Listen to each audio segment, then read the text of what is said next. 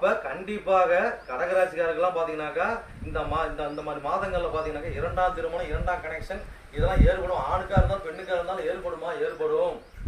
சொல்லலாமா? சொல்லிடலாம். அப்ப இதற்கு மெயின் யாருக்கு நடக்கும்? மூத்த சகோதரி நடக்கும். நம்ம உயிர் நண்பன் நடக்கும், நண்பர்களுக்கு நடக்கும். இதெல்லாம் பார்த்து நம்மளோட ஆசைகள் நிறைவேற ஆசை இந்த காலகட்டம் நிறைவேறும். திருமணம் தடையா இருக்கிறவங்களும் இந்த காலகட்டங்களில் திருமணம் கை கூடும். வருமா? வரும். அதாவது பார்த்தீங்கன்னா லேட் மேரேஜ் போற அந்த காலகட்டம் நடக்குமா? நடக்கும். சொல்லலாமா? சொல்லிடலாம். அப்ப ஜாதி விட்டு ஜாதி, இனம் விட்டு இனம் பண்றவங்க பண்ணலாமா? பண்ணிடலாம். அதே மாதிரி ஒரு கோர்ட்ல பிரச்சனை நடக்குது, ஒரு பார்ட்னர்ஷிப் பிரச்சனை நடக்குது, அது எல்லாமே ஒரு தீர்வுக்கு வந்துடும். இதெல்லாம் யாருக்கு சொல்றோம்? கடகராசி சொல்றோம். ஓகேவா? இன்னும் எவ்வளவு சொல்லலாம் டைம் பார்த்தாரு. அடுத்து யாருக்கு? சிம்மராசி போயிடலாம். இப்ப சிம்மராசி பாத்தீங்கன்னாக்கா சுக்கிர பகவான் என்ன வர, அப்ப சிம்மராசி பாத்தீங்கன்னா அவரு 10 கூடையும் வர, அதே 3 கூடையும் வர. அப்ப 10 கூடையவன்